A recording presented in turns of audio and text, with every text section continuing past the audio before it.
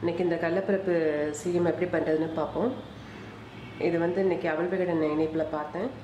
அதோடு கொஞ்சம் வேறு அதில் உளுந்த மாவுலாம் சொல்லலை, அதில் உளுந்த மாவுலாம் சேர்த்துருக்கேன். எப்படி பண்ணுறதுன்னு பார்ப்போம். இதுக்கு வந்து மைதா மாவு 3/4 கப் எடுத்திருக்கேன். இது வந்து அரிசி மாவு வந்து 1 டீஸ்பூன் அளவு எடுத்திருக்கேன். தேங்காய் துருவல் கொஞ்சம் ஒரு 1/4 மூடியிலேருந்து தேங்காய் துருவல் எடுத்திருக்கேன். இது ஒரு பிஞ்சளவு ஏலக்காய் தூள். வந்து கடலைப்பருப்பு ஊற போட்டு வச்சுருக்கேன்.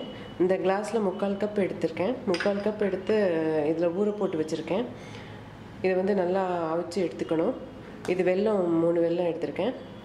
இது கொஞ்சம் கலர், நீங்கள் கலர் தேவைப்பட்டால் விருப்பப்பட்டீங்கன்னா சேர்த்துக்கோங்க, இல்லாட்டி வேண்டாம்.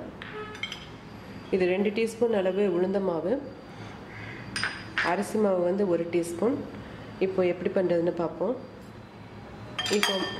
இப்போ மாவு எல்லாத்தையும் ஒன்றா போட்டு தண்ணி கொஞ்சம் தோசை மாவு பதத்தில் கரைச்சிக்கலாம். மைதா மாவு போட்டேன், அரிசி மாவு, இது வந்து உளுந்த மாவு,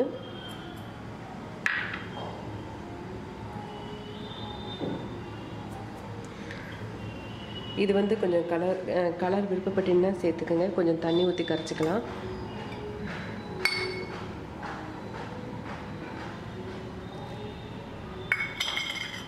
கொஞ்சம் உப்பு.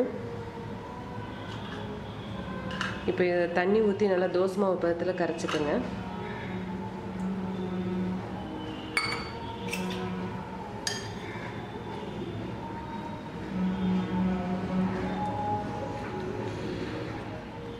மாவு இந்த பதத்தில் இருக்கிற மாதிரி பார்த்துக்கோங்க.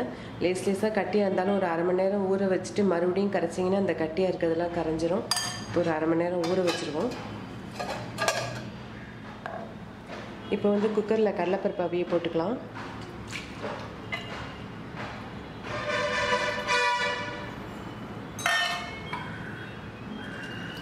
இது வந்து கடலைப்பருப்பு வந்து ரொம்ப குழஞ்சும் போகக்கூடாது, அதுக்காக முழுசாகவும் இருக்கக்கூடாது. நடுவில் எடுத்துடணும். இதை 2 சத்தத்துக்கு வைக்க போகிறேன். இப்போ நல்லா வெந்துருச்சு கடலைப்பருப்பு. 5 நிமிஷம் அடுப்பை கூட வச்சுருந்தேன். 2 சத்தம் அதுக்குள்ளே வந்துருச்சு. இப்போ தண்ணி நல்லா வடித்து விட்டு எடுத்து சுத்தமாக தண்ணி இல்லாமல் எடுத்து ஒரு பாத்திரத்தில் போட்டுக்கோங்க. இப்போது வெல்லத்தை இந்த மாதிரி பொடி பண்ணி வச்சுட்டேன். தேங்காய் பருப்பு 3 இப்போ ஒன்றா சேர்த்து கிண்டலாம். இப்போ பாத்திரம் காஞ்சிருச்சு. தேங்காயை போட்டு கொஞ்சம் ஒரு 2 நிமிஷம் சூடு வர வச்சிங்கன்னா போதும். ரொம்ப கலர் மாறணுன்றதெல்லாம் இல்லை. இந்த ஏலக்காய் தூளையும் போட்டுப்போம்.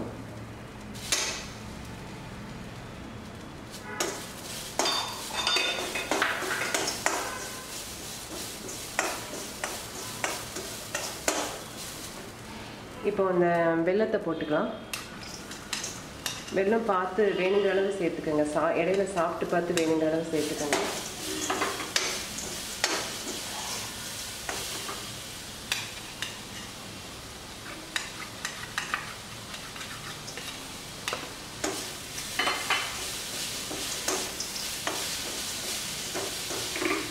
இந்த கடலைப்பருப்பு அவிய வச்சு பருப்பை போடுறேன். கடலைப்பருப்பில் இருக்க கொஞ்சம் மீதம் இருக்கு இல்லையா தண்ணி சத்து, அது எல்லாம் ஃபுல்லாக போகணும். உருட்டுற பக்குவத்துக்கு இது 3 சேர்ந்து வரணும். அந்தளவுக்கு கடலைப்பருப்பு மசிஞ்சால் பரவாயில்ல, அந்தளவுக்கு கிள்ளி விட்டுகிட்டே இருக்கணும்.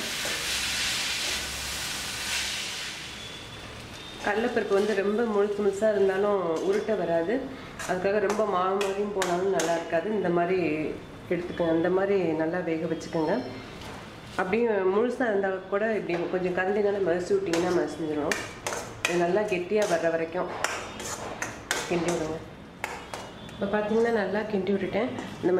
இது வந்து ஆறுனுச்சுன்னா இன்னும் கொஞ்சம் இறுகிக்கும். உருட்ட வர்ற வரைக்கும் இந்த மாதிரி கிண்டி விடணும்.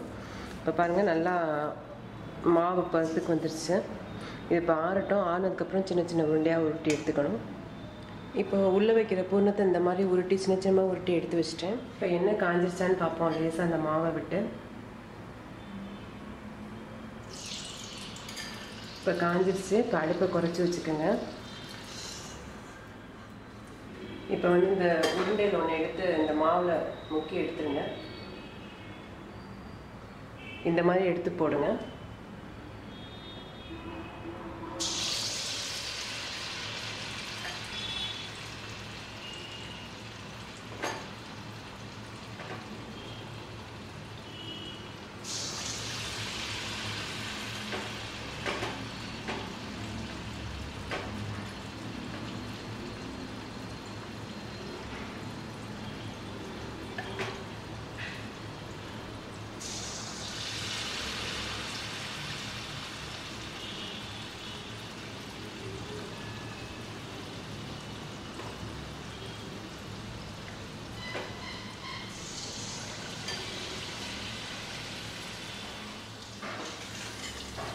நீங்கள் கரண்டினால் தொட்டு பார்த்தாவே அது வெந்துருச்சுன்னு தெரியும். நல்லா மொறுமொறுன்னு இருக்கும். கொஞ்சம் கனமாக இருக்க மாதிரி இருக்கும். கரண்டினால் தொட்டு பார்க்கும்போது அப்படி இருந்துச்சுன்னா அது வெந்துருச்சுன்னு அர்த்தம். இப்போ இதை எடுத்து தனியாக வச்சிடலாம். இது வந்து கலர் சேர்க்காத மாவு. கலர் சேர்க்காத மாவில் பண்ணோம்னா வெறும் வெள்ளையாக தான் வரும். அந்த மாதிரி கலராக வராது.